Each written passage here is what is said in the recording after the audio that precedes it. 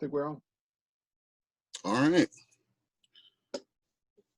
Dan, Daniel, I want to welcome you to our East End Farmers Talks. We're pretty excited to have you here, man. You're one of the, I think, one of the only remaining farms in the East End that's still operating.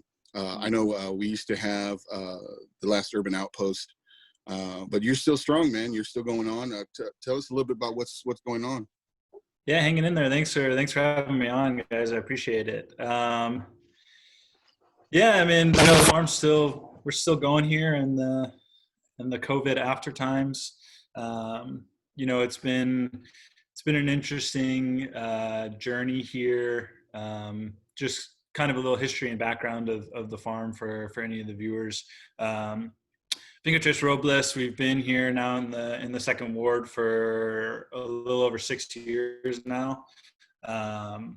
We're on an 1.5 acres where we farm fresh fruits, herbs, veggies in sustainable organic way.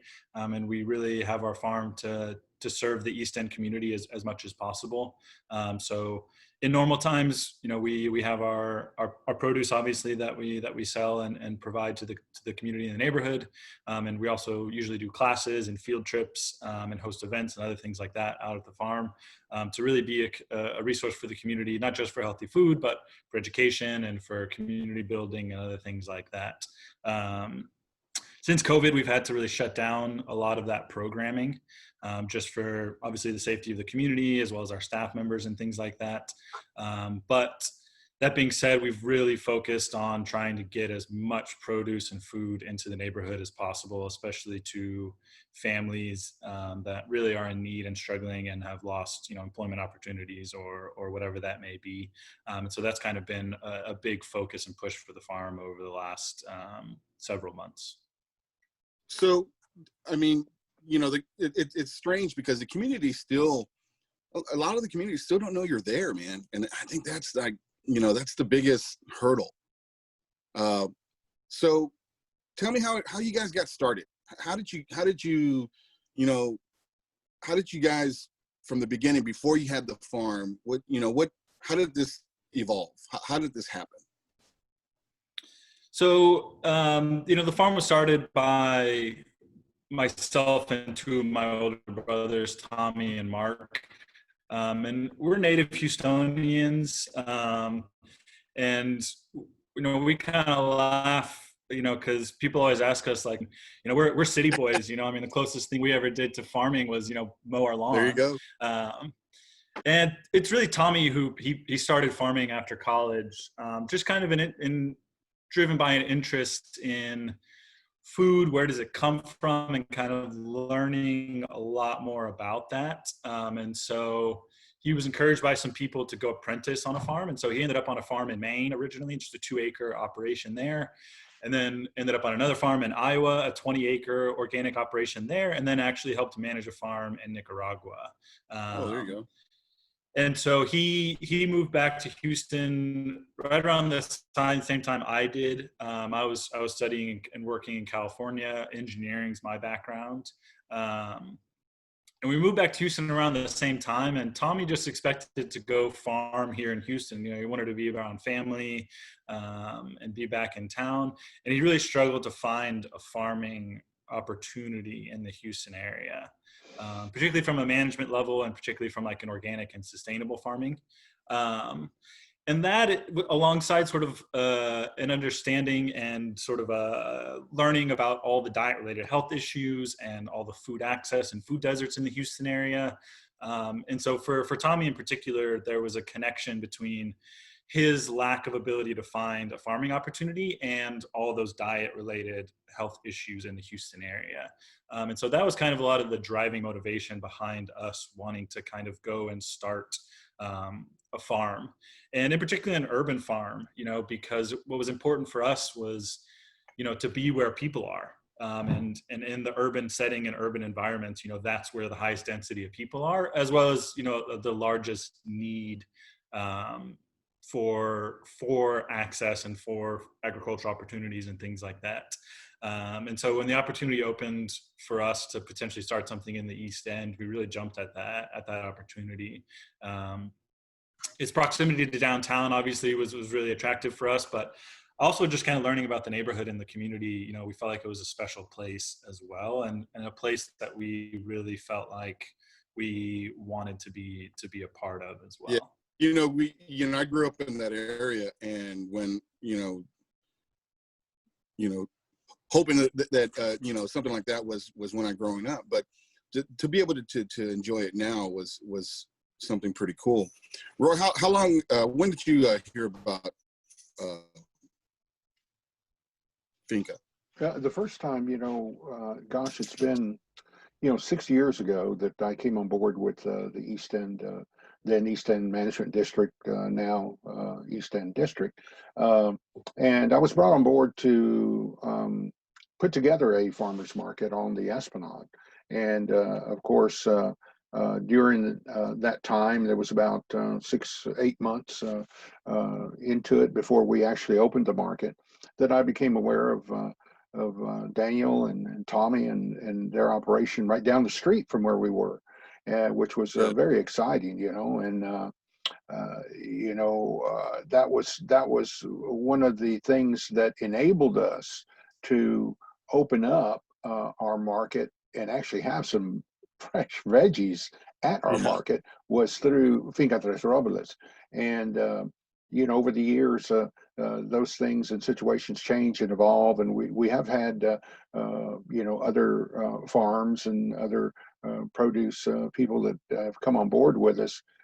Finca Tres Robles continues to be one of our approved vendors who has been with us from the very beginning, and it is quite amazing to me, as you had mentioned earlier, that a Sunday doesn't go by that when we were operating our Sunday market, that people don't come by and remark that they didn't know, one, that our market was going on, and now we're in our 5th year, but also that just a few blocks away is an urban farm, and but that's something that we continue to give that information.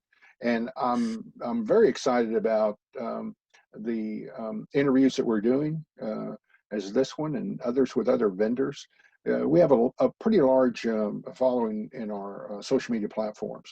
Facebook alone is over 9,000 people, and between that and our Instagram and our other web pages, I think this is going to be quite eye-opening to a lot of people. And instead of talking to that 1 or 2 people that ask about, hey, there's a farm in the area, or there's a market here every Sunday. I think we're going to reach out to a lot of people that, particularly during this COVID time, spend as much and more time on social media and on websites and looking at different things. And when we put these out, I think it's going to make an impact to the community and to our vendors and to like Daniel and Tommy's farm. Yeah, Daniel, I still run into some people, and they, we start, catching up and talking and stuff. And for some reason, the farm always just comes up in the conversation. So when I let them know, it's, hey, yeah, there's a farm, 3 blocks from your house. What? What do they have? So, I tell them, yeah, and especially with all this stuff that's going on, you don't even got to get out your car. I tell them, you drive in and you can pick whatever you want, and then you buy it and then you drive right out. How's that been for you guys with the drive in and drive out type thing? It's been good. It was, credit to our staff and our team, because we shifted pretty quickly. Oh yeah. As soon as things kind of started shutting down, and there were a lot of grocery stores and things, obviously, that were having some supply issues and things like that. And so probably in about a week and a half, we shifted to an online store and a drive-through only sort of pickup. And so credit to our staff for really embracing it, picking up the changes, running with everything as it came. Yeah.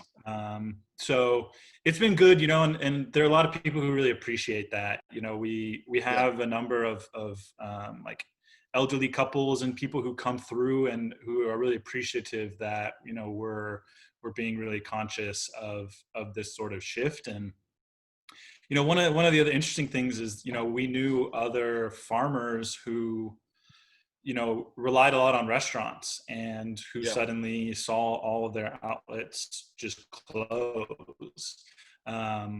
And what was interesting is we actually saw an increase in demand, people looking to find more access to fresh quality, not just produce, but other goods as well. And so we quickly connected with other farmers who were looking for outlets and began to purchase from them and be able to sell more, not only to support those farmers, but meet the demand that we were starting to have as well. I'd have to admit, I was a little surprised too when we drove up and we got out, we started talking with you guys. You guys had eggs, you had a little bit of meat, and you had some produce from other farms to help them guys out to sell their stuff. So do you guys still have access to eggs and meat and different things like that? Yeah, so we're still working with Whitehurst Heritage Farm, which I believe is up in Brenham. Okay. So we've known Mike Marchand, who runs that farm now for a little bit. And so, he had a lot of restaurant sales obviously fall through and stuff like that at that time. And even still, it's still kind of, up and down with restaurants at either 50% capacity or still just doing just takeout. So we're still doing meat and eggs through him every week. We still source a number of things from the Common Market, who is a nonprofit local food aggregator. And so they collect stuff from a lot of local farms in the Houston area, as well as outside the Houston area, just in Texas. And so that helps us sort of supplement what we're providing out to the community and to the neighborhoods. Other than that, we've connected with some other smaller vendors. We have some honey as well from Hive Bee Farms.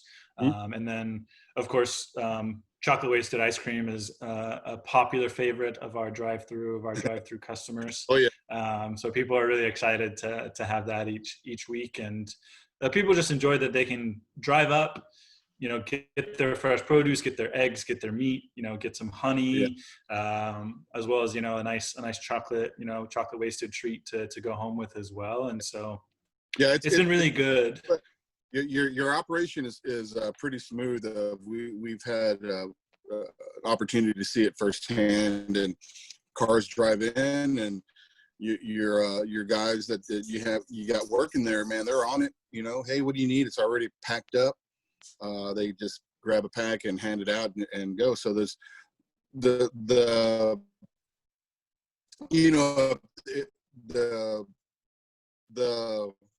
senior community, I know they're still a little weary about this COVID thing. Some are a little more apprehensive of going out, but the fact that they can stay maybe 5 minutes, 10 minutes, and then they're out. I think that's pretty cool, man. So I know you guys, the farm life is difficult with all this rain we've been having, and with this heat and stuff. So I think the education that you guys are pushing out, that how to eat seasonal, when it's time for this, then that's what you get. So the education part about how to eat is real strong. And give me a little bit more about that. Are you guys doing any kind of classes or anything like that? We haven't done any classes since the shutdown, just because we've been so focused on just the distribution and production side of things so much. But yeah, I mean, eating seasonally in Houston is a challenge.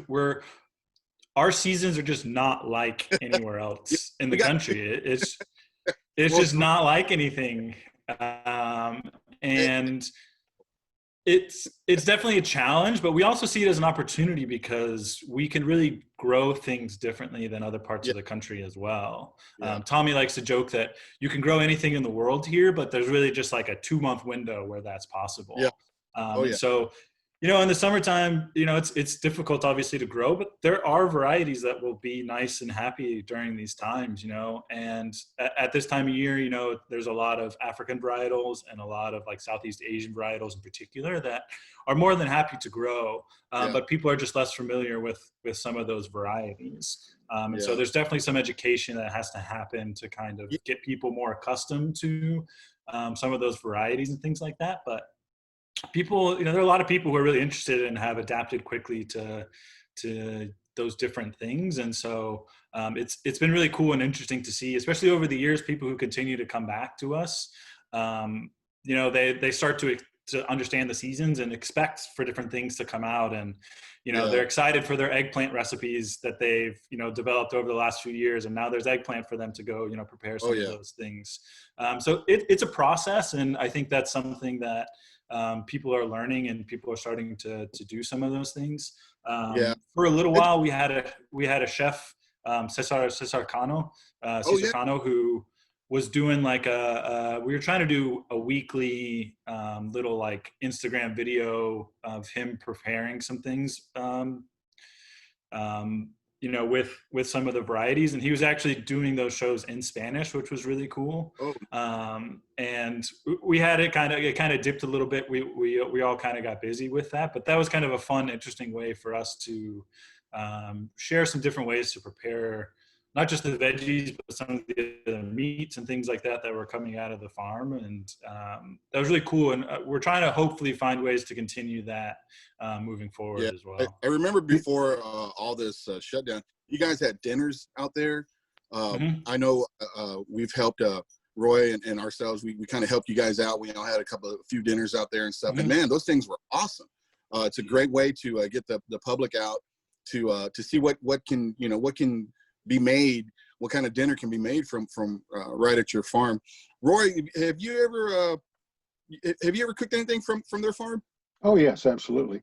Before the COVID thing happened and all, one of the things that we were doing, Julian and I were doing there at the market, where we had what we call a chef's corner, and about every other week, sometimes every week, depending on time of availability and all, we were taking different vegetables and things, some from Finca Tres Robles, some that maybe people didn't know very well, and we do a recipe, would cook it and give samples to customers, and they loved it. And so many people don't buy things that are familiar because they don't know how to cook it, and so many things can be cooked very simply. We're talking about salt and pepper, a little garlic, and some onion and different things having to do with green vegetables that are delicious and make a great side for the family dinner. And so we were doing a lot of that. We were doing a lot of, I know Julian was kind of the expert on salads. He was putting together some amazing salads that people just loved. And then they were quite astonished that he would then tell them, well, everything in here is right here on this table. And so that helps give people some ideas, and we'd hand out little recipes and things like that, and that's a great thing that y'all were doing with the chef, and that's something that just helps get that information out there and get those thinking caps on about what you can do with these different vegetables.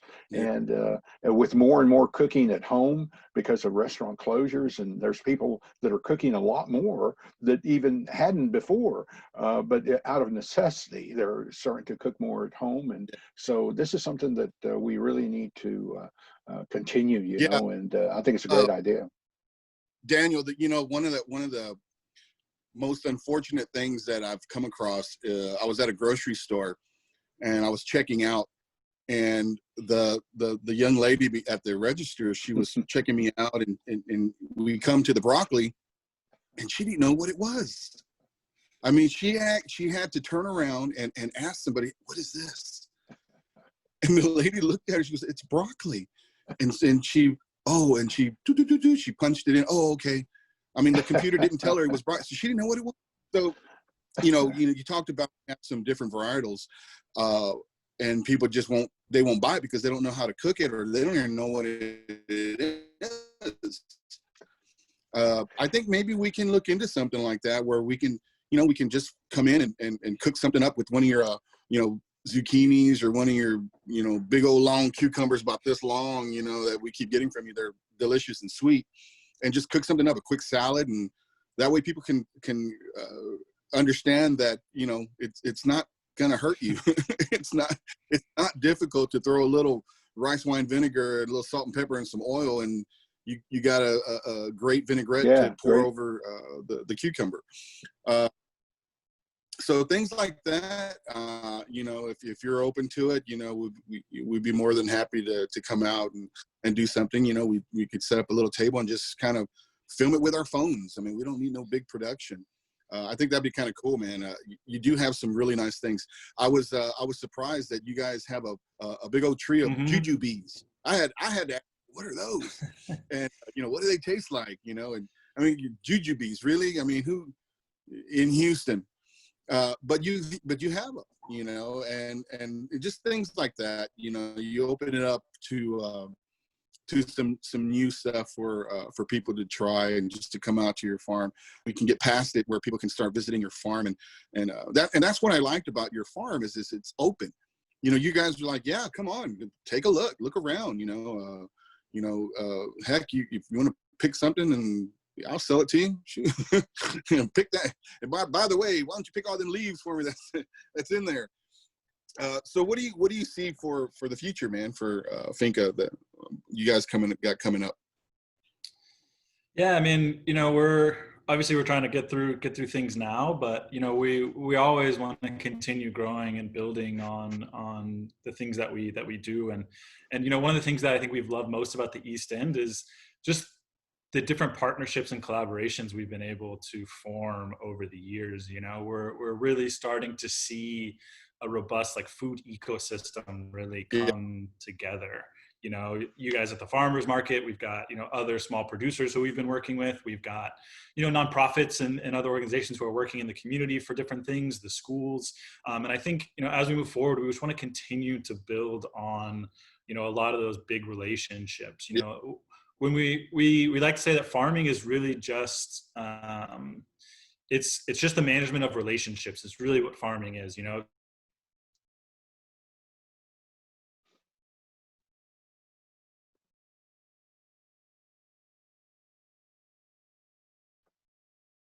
Of the climate to the plants, and people to the food, and people to each other, and people to the place that they live, and so it creates really great opportunities to to do that, and we really want the farm to be a space where different people with different interests can come engage those interests. Where it's not, you don't have to be super interested in gardening and growing your own things. You could just be interested in eating good food, or being outside, or being interested in nature, and all those things can come together in the same space, and everybody who's interested in those things can come find something to grow on that, and continue to build more relationships, and really continue to build programs and collaborations that can really just make our farm a bigger and better and more robust resource for people in the neighborhood who just are looking for ways to be healthy. So, we're always interested in collaborating with you guys and